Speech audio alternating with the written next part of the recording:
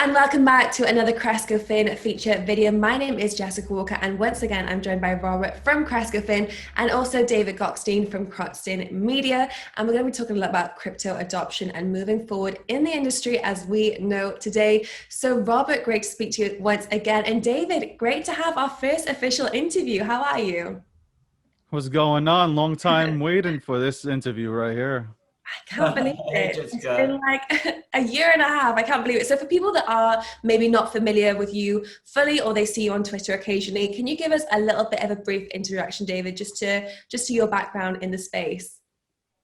I am the founder of Gokhshtein Media. We provide educational material, magazines, news, podcasts, live casts, 24/7 media to educate people in the space, not just in crypto Twitter, but outside of crypto Twitter, because our mission is to get people from the outside and bring them in and educate them on blockchain and digital assets, as I like to call it, but cryptocurrency, as others would like to pronounce it. And you explain it and you make it sound so easy, but as we know, myself and Robert, it's not an easy task to explain crypto to people that aren't in the industry and don't have a grasp or the concept in their mind yet. So I'm going to ask you the kind of $1,000,000 question here, which is how would you even start to explain crypto to people that aren't in the industry, normies as we call them? You know what? I think that's the biggest challenge. Because you have a new person that comes into the space, somebody who's interested, and they come in and they're hit with C++, C++, programmer language. And now they're completely confused. They don't know what's going on. Then they get hit with the address. Now they're like, listen, I got fat fingers. I press one key and I'm off, and it's being sent off and I never get my money back. I'm out of here. So the way I've done it, the way I go out and I speak to, or right now, the way I Zoom with people and I speak to people that are interested in this space is you just simplify the process. I think if you simplify the process and you get away from the coding aspect, people understand. They understand. And especially now that you have, a lot of programs that are out there that are coming not with the address now, it's more with the handles. It makes it, it brings confidence to people that want to enter this space. And one of the things that I'm excited about is coming on and as advisor for Rob here and, Cresco, to give people an opportunity to own their money. Because for the last 30 years, I don't think anybody's really owned their money. So I'm excited. I'm really excited. I'm holding back. You know that. If anybody's following me on Twitter, I'm holding back. I know, right? I'm like on the edge of my seat here, just waiting on standby. So your job really is to bring in these retail investors and help break it down. And Robert, you've kind of started a step earlier and you had to hit the institutions with explaining to them about the world of crypto. So how did you do this? What was your approach? Was it similar to David's or was it a little bit different? Yeah, I think David's got it right. And it's one of the reasons I like David. I like the way that he explains this to the mainstream people, because you have to keep it simple. We're not just selling this to crypto people. I mean, crypto people can evaluate it on, because they know it as insiders. It's taking it to the 95% of people who don't understand crypto. And David's got it absolutely right. It has to be simple. And you need to put it in the language that people understand. And for institutions, that's risk and return. So you need to say, we're better than a bank because we offer 3% in US dollars and it's insured. And that gets people's attention, because, in the bank today, you get very little. And, you have to counteract the bank's feeling of safety where everything's insured. So that's why we put insurance in place. Then it leads to a deeper conversation about how do you do it? Well, it's built on the blockchain. Then you have to go into it, but you have to keep it simple so people understand it. And you're right, that 3% interest, for me particular, and also people that I would explain the concept to, I'm based here in Malta, suddenly people kind of stop in and pay attention and go, oh, wow, 3% interest is phenomenal. And I think it's something that people can really latch onto and put into perspective. It's a very good bridging of the gap between the kind of traditional banking world and this new era that we're seeing. So David, you're based in the US, and as we've kind of mentioned, you're going to be looking at bringing on these retail investors and getting them more familiar with CrescoFin. What were some of the standout points for you that you thought were really tangible that you were able to explain to new users? Banks suck. That's my line. That's my line. Thanks. Robert said that to me, and I've heard, before we met, and I heard him say it, and then we met, we talked, and he said banks suck. So I was like, this is so easy to explain. Look, here in the States, you put your money into a bank, you're paying the bank to hold your money. Meanwhile, the bank is making a crazy amount of interest on your money. From home loans to refi, whatever it is, they're making money. I want my money making money for me. Why am I paying the bank $25 a month or $50 a month to hold my money? So I think, explaining this and simplifying the process to people here in North America, they'll get it in 2 seconds. Like people, like especially sitting back now during COVID, like people have learned and they want that education of having control of their own finances. They want to control it. And this is the ultimate thing, getting 3% back. That's crazy. I'm getting 3% back on my money. That is, what are you talking about? That's what, really will attract new retail investors or retailers into this concept here. Yeah, I completely agree. See what happens. You see what a terrible lie it is, the whole banking system, right? Because if you actually build something on Ethereum, on a public blockchain, and you strip out all those costs, like it's not hard to pay 3% to people, and then that's after we pay the insurance costs. So. Yeah, and I think as well, a lot of people have been kind of active on Twitter lately, and people have been really vocalizing that saving your money in a bank, and even if you're very kind of tight with your money and you make sure that you save X amount per month, it's not enough to be financially independent, and it's not enough that even at 60 you'll be able to retire and get off scot-free. It's not enough anymore. You have to think of other alternatives. You have to be smarter with your money and a few steps ahead of the game. And I think this is where concepts like CrescoFin are really interesting. And we also have to talk about how interesting the crypto space is right now anyway. I think from a price action point, there's a lot of excitement. I think maybe it's a little bit easier now for you, David, to kind of bring on new users and get more people to listen up, because we are seeing some very green charts across the board at the moment. What are your thoughts when you're looking at the kind of the coin market caps, the Messari websites, and seeing the price of the top 5, top 10 cryptos? When I'm looking at the charts right now and charting, it's a beautiful thing to see everything in green. It's just, oh my God, the atmosphere. People who hate each other are loving each other right now, hugging. It's beautiful. This space is like bipolar, but I love it. It's a beautiful thing to watch right now. People come together and appreciate what we have here, like, because again, it's allowing us to own or have control of our own money, and that's beautiful. Bitcoin just went ahead and, I know you have your champagne bottle ready, but they went ahead and eclipsed that ATH. So that was beautiful to see, all-time high.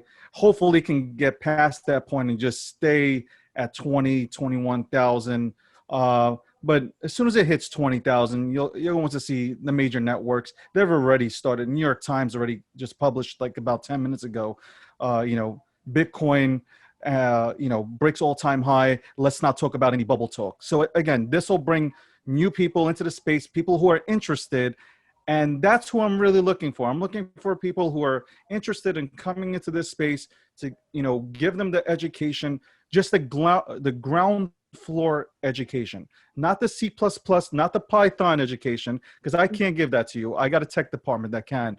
But me personally, I like to just simplify the process, come into the space. Everybody's welcomed, okay?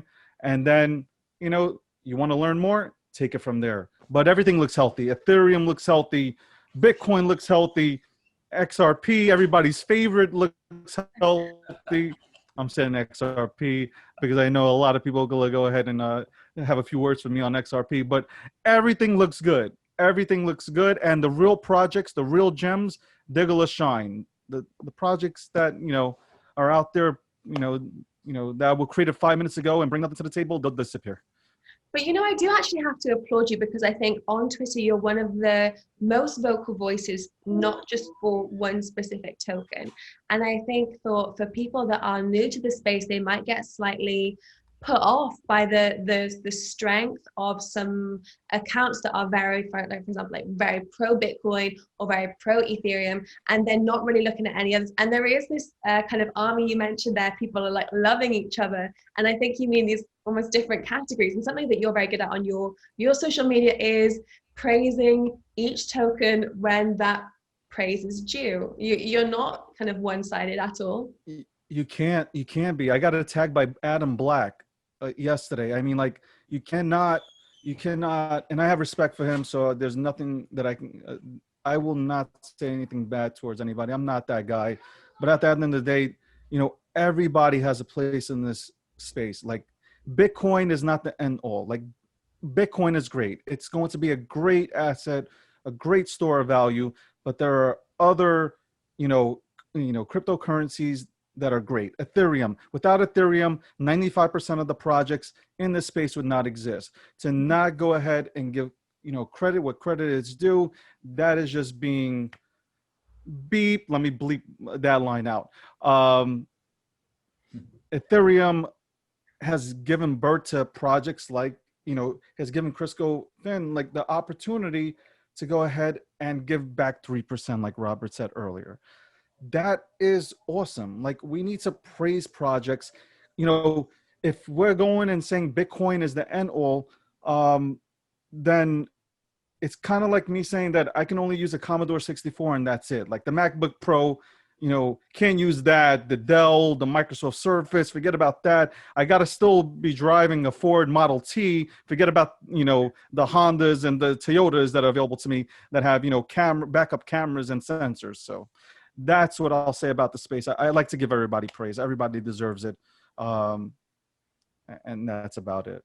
And keep doing it. It's nice to see kind of a diverse, because I'm a kind of a Bitcoin gal. So on my Twitter is you add a little bit onto my Twitter newsfeed. You mix it up a little bit. And Robert, I'm surprised I'm not muted. Not yet. No, I'm kidding. And Robert, I'd love to turn to you now and ask you, because obviously David said without CrescoFin, without Ethereum, CrescoFin really wouldn't have had the leverage to move in the way that it has. So what's your thoughts on kind of this crypto Twitter that we do see, and also the information that's out there at the moment? I'm not such an expert on crypto Twitter. I really just focus on the fact that banks suck. And I'm looking for a better way to compete with them. And I see honestly two ways to do that. I see Bitcoin as hard money. And, I'm part of an organization here in Switzerland that's trying to get Bitcoin included in the monetary reserves of the central bank, which changes like Article 99 of the Swiss constitution. So I love Bitcoin. I hold Bitcoin. But really what we need to do is, like David said, is we need Ethereum. Like, Ethereum is the smart contract platform that enables what we do.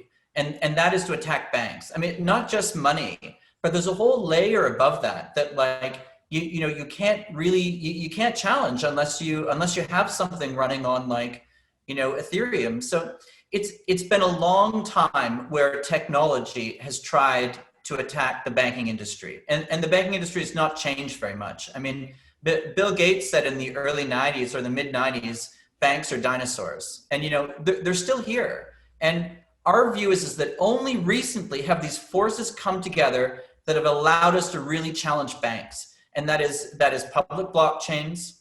In Switzerland, it's a change of regulation where the regulator is open to to laws and regulations that allow bank challengers like Cresco to do that. And then it's our addition of insurance, because I think insurance is absolutely core to negating banks' psychological advantage of it just being really safe. So I try to, like, I'm really just, I'm very naive when it comes to Twitter. I just want to challenge the core banking industry. And David, you were clapping along there. Yeah, I think you're in agreement with what Robert was saying a little bit. Absolutely. I mean, at the end of the day, we've lost trust with the banks.